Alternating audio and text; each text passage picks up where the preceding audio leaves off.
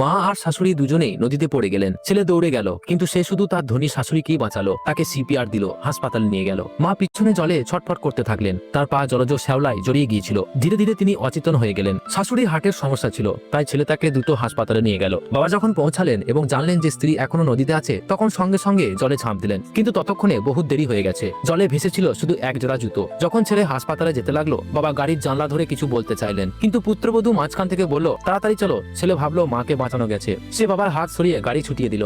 বাবা স্থির দাঁড়িয়ে রইলেন, তারপর একাই অচেতন স্ত্রীকে হাসপাতালে নিয়ে গেলেন। ডাক্তার বললেন 5 মিনিট আগে যদি আনতেন তাহলে বাঁচানো যেত।